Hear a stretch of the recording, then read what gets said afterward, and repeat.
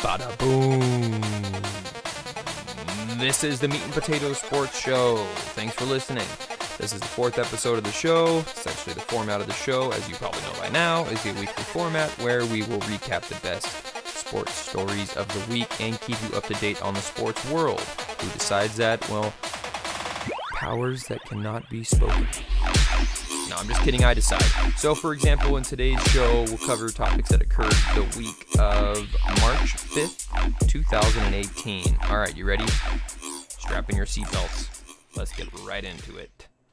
So let's start off with a bang. Something everyone's talking about. That would be the NFL Combine. Going to kind of break down and go over, well, what you would call, I guess, a quarterback quandary. So we have the main, talent, if you will.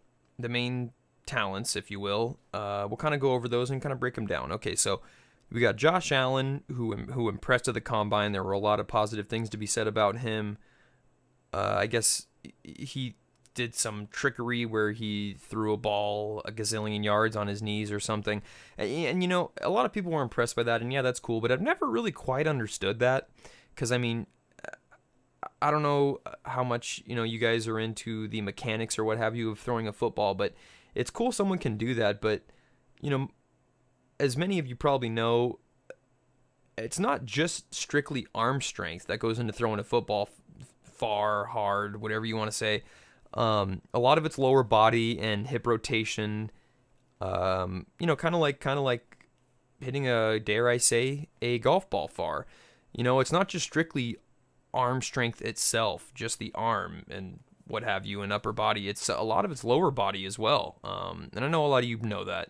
Not to be patronizing, some people may not know that, so I want to make that clear. So my point is, it's kind of funny how people are so awed and wowed at the fact that someone can do something like that, throw a football a gazillion yards on their knees, when at the end of the day it's kind of a pointless skill, because you'll never be throwing a football on your knees, because guess what? You're down. That's the end of the play. Pointless. Extremely pointless. Okay, so on to the next. Sam Darnold chose to not throw, which kind of had, I don't want to say controversy, but some discussion around it, because, got news for you, Sammy, you're not a lock for the first pick, or maybe even the second pick. I mean, it's debatable who's going to go first, second, and third in every circle. So kind of surprising to see him not throw and maybe kind of boost his case. Obviously, I'm sure his agent was saying, you're only going to do more harm than good by choosing to throw at the Combine, and you'll only lower your draft stock, not raise it, because people have seen what they've seen, and most people like what they've seen from Sam Darnold. So I kind of understand the thought process behind him and his agent's thinking. Well, I assume his agent advised him on this. So, yeah, I kind of get it. Some people hated it. Some people loved it. Personally, I kind of get it. And that moves us on to the third person I'm going to talk about for now in terms of the Combine, and that is Quon Berkeley, who thoroughly impressed. His numbers and everything were really great, and as a result, he's now projected at number 1, which would be, unfortunately for him, the Cleveland Browns. Kind of a bummer for the poor guy. But hey, you know what? If he's as great as we all say he is and think he is, maybe he'll make the Browns that much greater and that much more likely to succeed. So yeah, like I said, it's looking like he will go to the Browns as it stands, because he's projected at number 1, and the Browns have the first pick.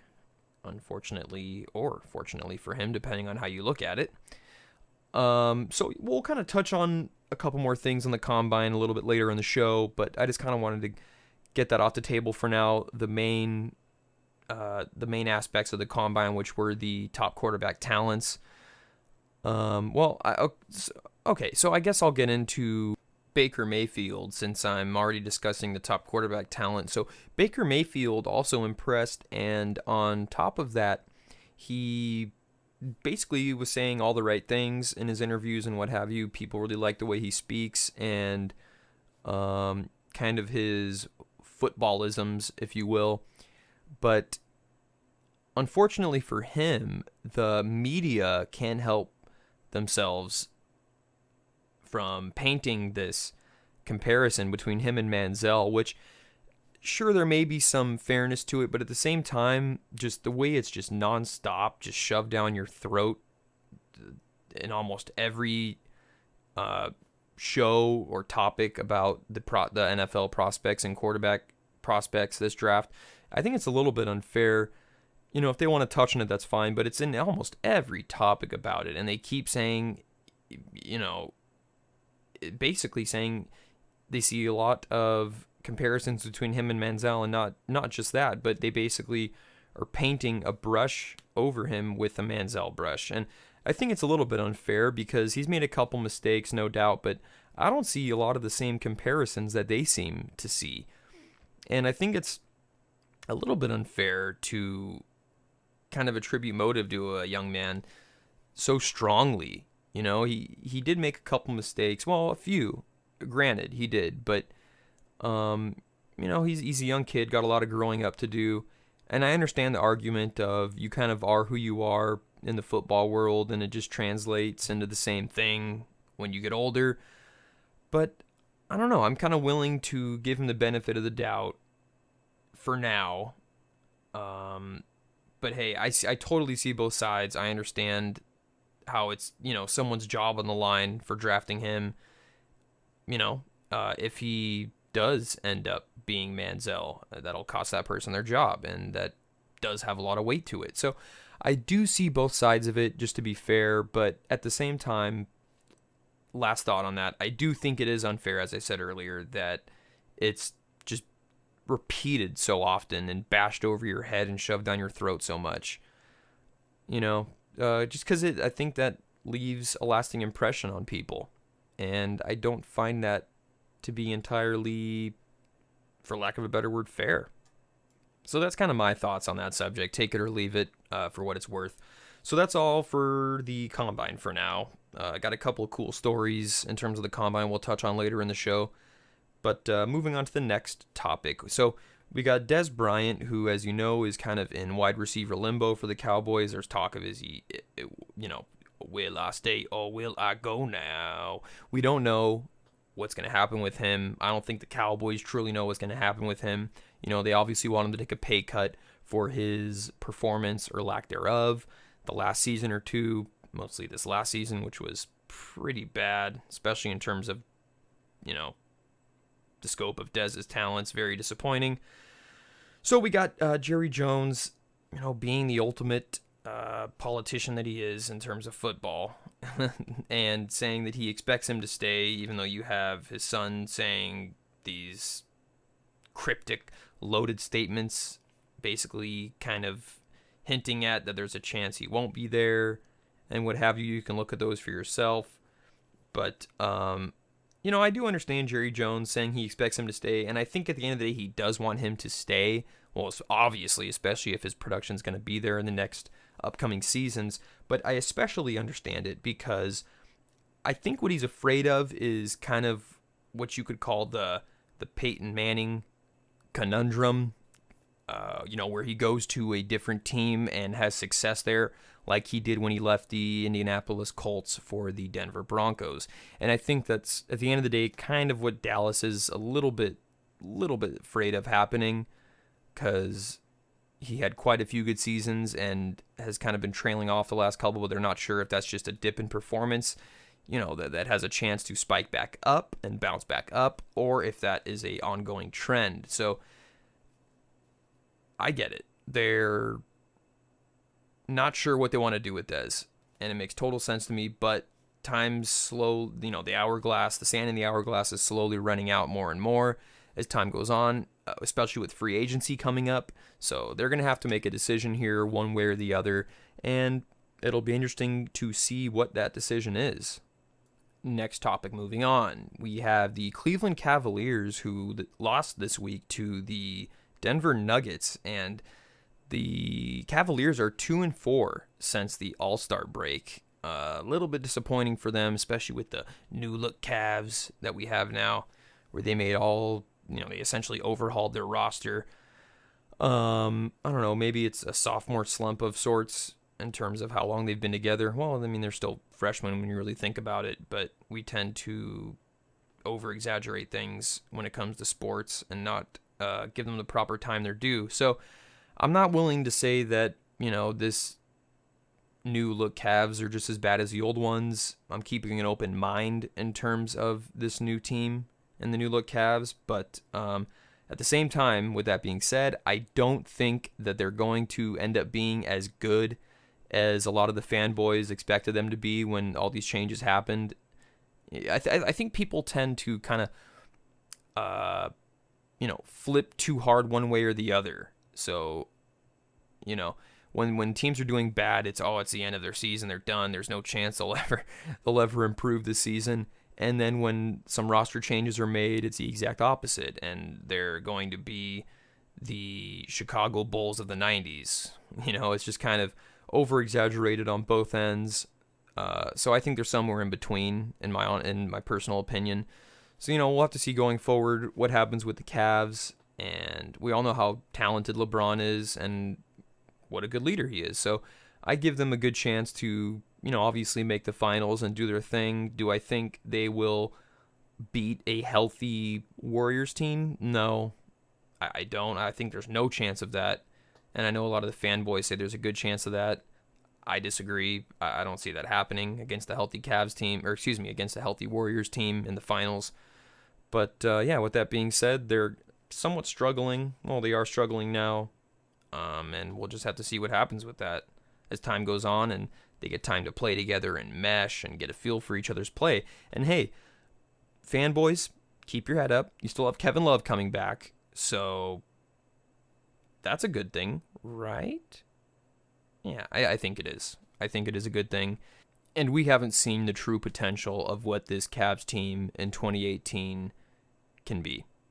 So let's change gears back to the Combine for a couple of pretty cool stories, in my opinion. So we got Shaquem Griffin, who participated in the Combine, and he is an outside linebacker for the University of Central Florida. And Shaquem Griffin is missing half of his arm. And that aside, or in despite of that, however you want to word it, he did astoundingly well. Even at the bench press, it was really, really cool to see, and he's got a real shot at having a great NFL career, in my opinion, and many other opinions. He ran a 4.38 40 and did 20-something presses, which is better than a lot of people have done or did. We won't get into Orlando Brown's somewhat disappointing Combine efforts. So, yeah, really cool to see that. Really, really cool to see the resilience of this young man and his potential that I don't think we've seen anywhere near the end of. So, best to him. Really, really cool story. And then we have Lamar Jackson, who chose not to run at all in any way at the Combine. Kind of his big FU to the people who say he can't be a quarterback or should choose to play in the wide receiver role instead of the quarterback position. So that was kind of funny. Hopefully it doesn't hurt or affect his draft stock anyway, but kind of cool to see someone take a stand and pursue what they want to be pursuing and go after the position that they truly want at the end of the day. But at the end of the day, I also at the same time hope it doesn't hurt his draft stock or his chance to succeed in the NFL. I don't think it will at the end of the day. I think if it doesn't work out for him as quarterback, he'll be able to move into the receiver position, this somewhat stunt notwithstanding. And then finally, our last Combine story, we had Darius Geis, who was quite popular in the news. I believe it even found its way into general politics discussion or talk shows, what have you, because he was asked, quote, "Do you like men?"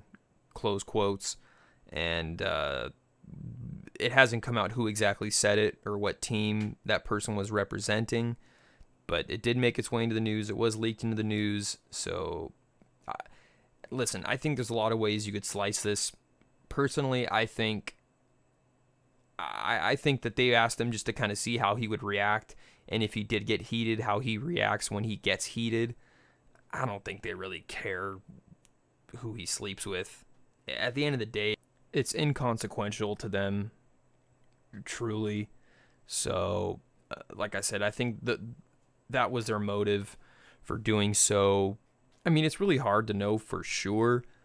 And another thing is does it bother anyone else kind of as much as it bothers me how these things get leaked like that, and there's no context whatsoever for what was going on at the time? Or, I mean, you know what context is. It bothers me how there's no context for these things, and it just kind of seems like they're cherry picked, whether it's for an agenda or, you know, whether it's agenda driven or it's for other reasons. But the point is, it does bother me how these things are taken completely out of context, and we don't know what was going on at the time and how it was handled or whatever. So, I don't know. Make what you will of that. Moving on to the next topic, we had a Los Angeles Lakers fan, that's right, a fan, who apparently thought that the 76ers idea to put up a billboard to entice LeBron to their team was a brilliant idea because he followed suit and did the exact same thing. So there was a banner in Los Angeles that was essentially an advertisement or advertisement, depending on how you choose to say that word, trying to entice LeBron to come to the Los Angeles Lakers. Because I guess Lonzo Ball isn't enough. Nah, I'm just kidding. Or am I?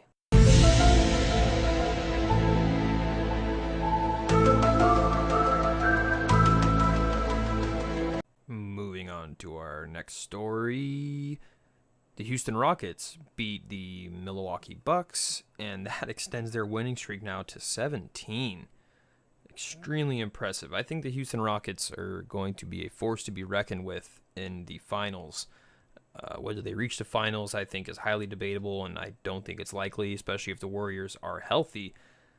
Because, you know, there is some questions about their performance in playoff history, but we also haven't seen talent like Chris Paul and James Harden playing at the level that they're playing at.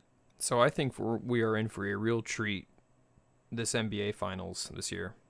Moving on to a story that is a total bummer. I'm not going to lie to you. I'm going to be honest with you right out the gate. We had Alden Smith, who was involved in a domestic dispute this past week. And for those of you who don't know, he's an NFL player. He's currently a free agent. And it's a shame to see him involved in this nonsense again. His father-in-law has paid for counseling and domestic abuse rehab and all kinds of stuff, but apparently it didn't stick, and he's gotten himself into another bed of hot water in this field. So best of wishes to him and his family. Hopefully he can get this stuff figured out. It's a shame to see great talent not participating in the NFL and making mistakes such as this.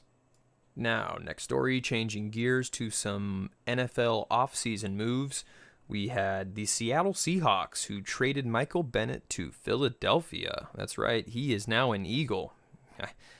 I got to tip my hat off to the Eagles, even as a Cowboys fan. That's right, I just came out of the Cowboy fan closet.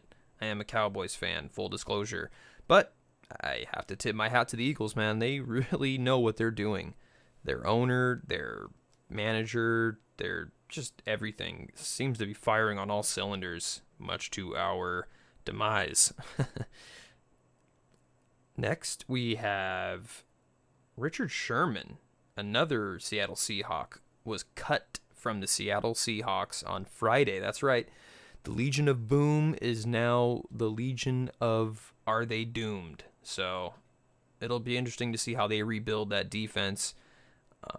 Hopefully, as a result, at the very least, now that they've kind of unloaded some of their salary baggage and what have you, they can get Russell Wilson the O-line that he truly deserves, and more players that can help him out, because he is an extreme piece of talent for the Seahawks. And then you had the Cowboys, who were able to franchise tag DeMarcus Lawrence, which is great news for myself and Cowboy fans. Definitely important to keep that D-line as much together as they can. That pass rush that the Cowboys have is extremely effective. So that was great news for Cowboys fans. Hopefully, we'll see the Cowboys make some other effective moves in this offseason and this free agency period. Now, changing gears, back to basketball. Later in the week, we had the Cavs lose to the Clippers. That's right, the Cavs lose to the Clippers, 116-102, and this was after the Denver game I mentioned to you. So I'm not sure. I'd have to see what their record finished for the week. You could see for yourselves, but I believe they're sitting at a losing record since the All-Star break, which is pretty disappointing, obviously, but they still have time, so hopefully they can get it together. Moving on to the final NBA story of the show, we had Jalen Brown take a really, really scary fall. It was really, really horrific to see, especially in slow motion. He kind of fell, leaning over and upside down on his spine. For those who don't know, Jalen Brown plays for the Boston Celtics. So anyway, yeah, he fell on his spine. It was really ugly and startling. I mean, there were people who were saying that it is one of the scariest things they've seen happen in basketball. But on a much brighter side, this is, a few days after that happened. Recorded a few days after it happened. He seems to be okay. He did go into the concussion protocol, so they believe he suffered a concussion. But that was it. He's up and about, moving, walking, running, completely fine. So just a, slight head injury, which will heal, God willing, and yeah, he'll be back to 100% in no time. So that was really good news because, yeah, let me tell you, for those of you who haven't seen it, if you have a strong stomach, go check it out. I'm sure they have it posted in slow motion and what have you. It was pretty horrific stuff, and your heart sunk when you saw it and instantly thought the young man was okay. Or rather, hoped he was okay, I should say. All right, so moving on to the next topic. Just a couple quick thoughts on the NCAA games, college basketball that occurred the past weekend. To be completely honest and candid, I'm not entirely sure how we're going to cover or if we're going to cover college basketball on here and as in depth as we do the rest of the professional sports. But so for now, yeah, just to check those out for yourself. There were some great Big East games that went down. Going forward, we'll let you know what we decide to do. But yeah, check those out. There were some really great ones. I believe one that ended with a buzzer beater. I can't remember who it was, but I remember watching it. It was great. And yeah, it was great stuff. And I truly can't think of a better time than the present to use the phrase, "Let us save the best for last." I know you've been sitting there patiently thinking to yourselves, is he ever going to mention Tiger? Well, now's that time, boys and girls. Strap in your seats. So, Tiger finished tied for second this past weekend at the Valspar Championship. Now, listen to this. I got a fun little fact for you. Ratings were equal of that to the majors of last year, I believe, on an average scale. Pretty remarkable stuff. It just goes to show you, even with all the years he's been out of his dominance that we got used to, he still pulls in the ratings, man. It is like nothing we have ever seen before in the game or sport of golf or any other for that matter. I mean, this guy is a ratings machine. People know that Tiger is going to be playing. They buy tickets for events, PGA events. It's unheard of. I mean, how happy and excited do you think the PGA organization is right now? I mean, really, pause and think to yourself. Did you come to the same conclusion I did? Because in my head, the PGA is jumping up and down like little schoolgirls in excitement over the fact that Tiger's back, baby. Well, let me take that back for one quick second. I am not ready to go out on a limb and say that he's 100% back and is the Tiger that we got so used to, years and years ago. But I am willing to say that, I mean, he is most definitely on that track. And The only reason I'm waiting to give the official, okay, he's back, is because, well, a couple reasons that I'll break down. A, he still hasn't won an event yet. Tying for second is incredible and great, especially for the short time he's been back, but still hasn't captured that W since coming back. And 2, he hasn't played in a ton of events, which kind of works in his favor in the sense that the events that he has played in, he's placed pretty well for his comeback being so short as of now. I could kind of go into a third and say the courses he has played on haven't been extremely difficult, and he hasn't played in major championship conditions yet, but that's kind of nitpicky in my opinion because there's only 4 majors in a year, so I don't feel that would be entirely fair. But if you wanted to add that in, you could, I guess is my point. So with all that being said, yeah, I mean, I think we're in for a real treat. Listen, the only reason I'm holding judgment is because, to be completely candid, I don't want to look dumb if he doesn't host this big comeback and return to dominance that, in the back of my mind, I'm kind of expecting, at least if he stays on this track. And another reason that I think it's very likely is because he had back surgery, fusion surgery, and it really seems like it's taken. Like his body's really taken to it, and he's healed remarkably. Because every other time he tried to host a comeback and a return to dominance, it never seemed to pan out, and he was always talking and in interviews after rounds and stuff about the pain he was in and how his body wasn't quite there. Well, if you take his words at their face value, he's saying he's feeling great. He's feeling nice and healed. He's not experiencing any pain. And this is after he's played 4 rounds and obviously practiced throughout the week.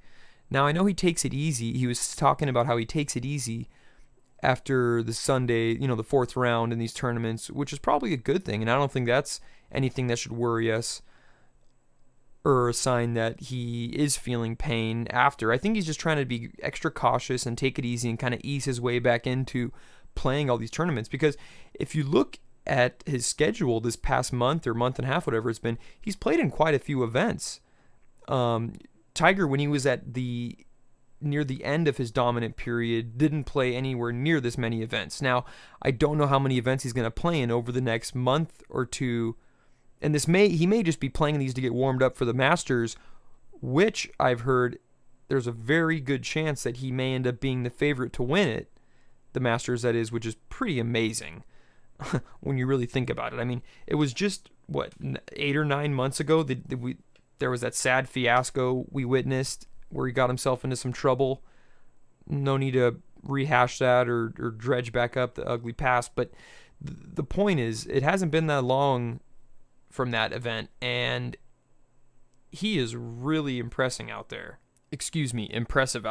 And if this is any sign for what's to come, like I've said before, we are in for a real treat come April and Masters tournament time in Augusta, Georgia.